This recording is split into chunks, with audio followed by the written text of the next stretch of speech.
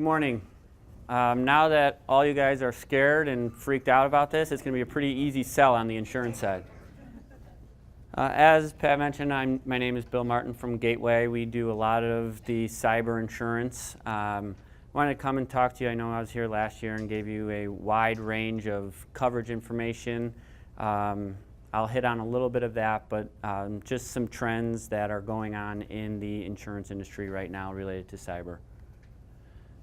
Quick agenda, an overview of cyber liability, the current trends, ways to prepare, some of the claims that have happened recently, and some of the insurance coverages. So when you look at cyber liability, there's two types of claims. There's third-party claims and there's first-party claims. The first-party claims are the out-of-expense of your pocket that are things that are going to happen to your organizations. Third-party claims are what's going to happen to your customers or in your situation, your students.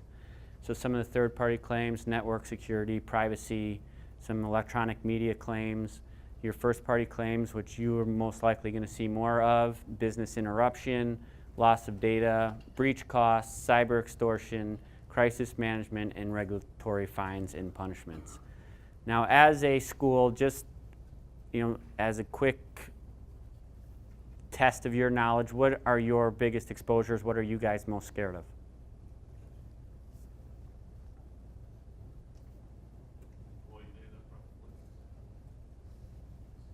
Employee data is huge. One unique thing that schools have that not everybody else has is a lot of minors. And you have social security numbers, you have parents' names, you have date of birth. And so one thing that is very valuable to these hackers is the data for minors. And anybody know why? Anybody with kids here? Have you run any credit checks on your children? So it's very easy to establish an identity, establish credit cards, and run those up on kids because those credits aren't checked very often. So it can go a long time before it's noticed. Some current cyber trends, small business attacks account for 80% of overall hacks. That's due to a lot of different reasons. One, they're not as sophisticated in the cybersecurity. There's less oversight.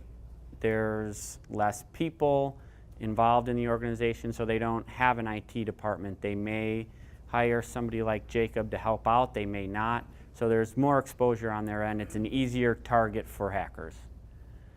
Cyber awareness is growing, which is great. People are now realizing what their exposures are.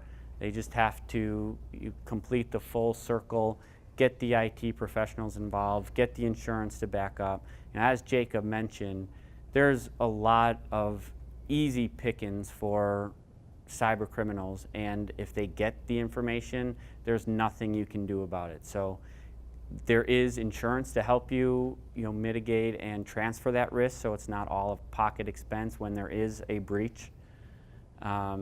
There's currently a wider variance in coverage. Every insurance company now is trying to get into the cyber liability game. They're offering add-on coverages, they're offering their own policies, and cyber liability isn't like a general liability policy where it's a standard form. Every company is writing specific form to cover what they think is the exposure. There's a wide variance in coverages, so that's when you have to rely on your agent and people like me to make sure that you're getting everything covered. All of your exposures are covered because each individual type of company has very unique exposures. We've seen over the last couple of years on the insurance side, it's pretty standard for somebody to get a $1 million limit. Everybody is understanding that $1 million is not enough, and so we're seeing a lot of increased limits on the cyber coverages. Overall, as an insurance industry, the average limit on a cyber policy went from $3 million to $6 million over the last 2 years, just because of the expense related to a cyber attack. There's a more organized cyber criminal. We touched on Bitcoin. That's the cyber criminals' method of payment. Again, it's very hard to trace it, so they can go undetected for a very long time. What they call the dark web is now more easily accessible. So you can trade information, you can sell information. It's not that difficult to get involved into. Like Jacob said, it's a low barrier of entry into this industry, and it can be very lucrative. Touched on ransomware, the increases there. We've seen the demands go from a couple of $100s to a few $1,000s, and that can add up very quickly. Not only are you hit with the expense of the demand, but to get the information back, reinstall it, get your system back up and running, protect the patch that they kind of broke into and stole that information, that is just added expense on top of the demand that you're paying to get the information back. And regulatory enforcement is up. There's multiple agencies getting involved. As government understands this more, they're putting together more agencies. They're state-run agencies, so it all depends on where you live, on what regulatory agency can fine you, what different type of rules and regulations you have to follow, and if there is a breach, what you have to report. So it's a whole wide web of different scenarios that you have to be aware of in order to protect yourself, and then if you do have a breach, what you have to do once you do have one. Jacob went through a lot of this, how to be prepared for a breach or what to do, how to avoid one, how to respond if you do have one.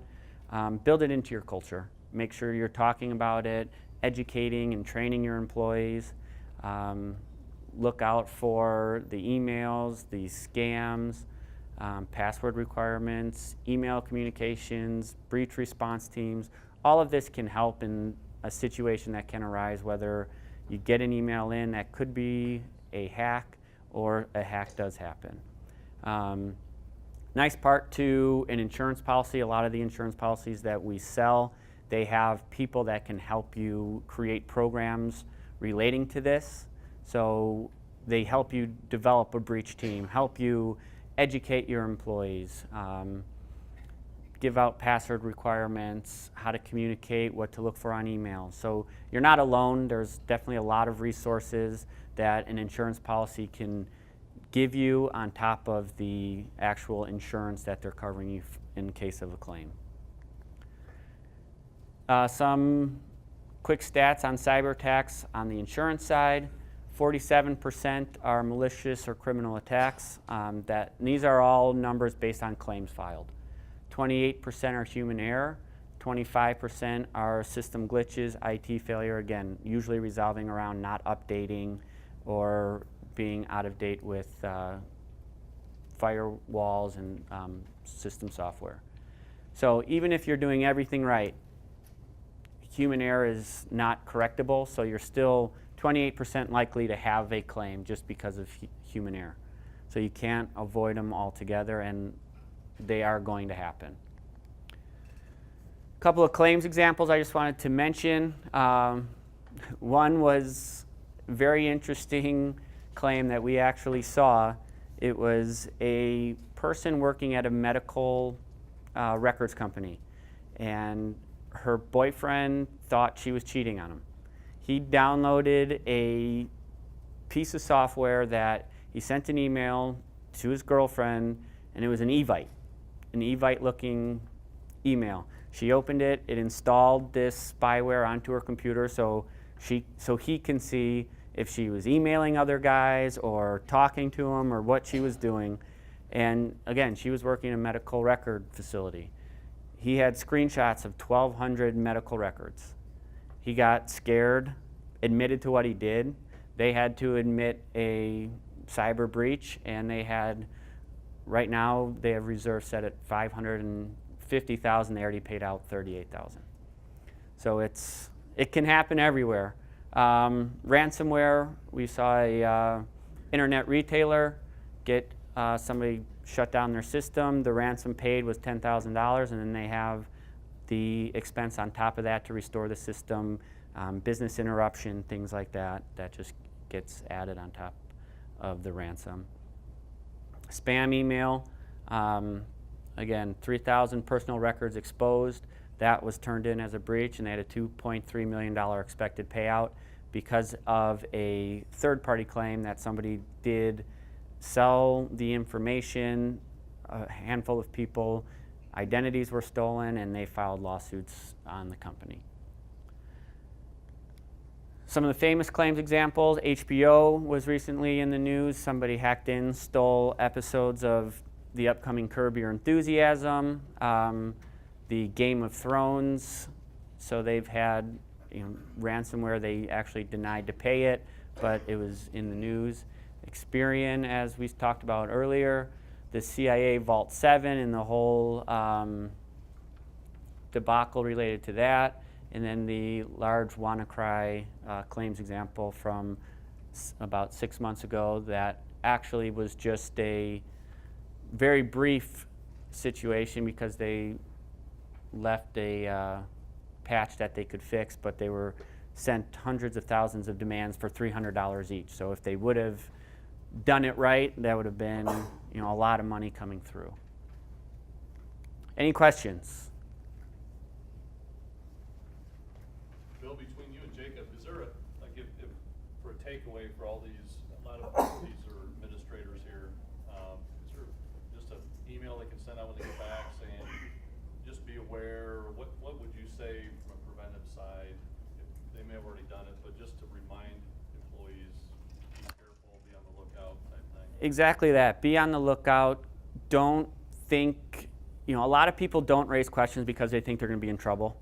So make sure you're communicating that. If somebody gets an email and they don't know what it is, communicate that with the administrators, communicate that with the IT people before you open it or before you click on a link. If you do click on a link, make sure you report that right away. Again, a lot of it goes unreported because they realize I probably shouldn't have opened this email, I shouldn't have been on this website, and I don't want to report it because I don't want to get in trouble. And it's going to cause a lot more problems as you let it linger. So just remind your people to report things right away. Anything else? Any other questions?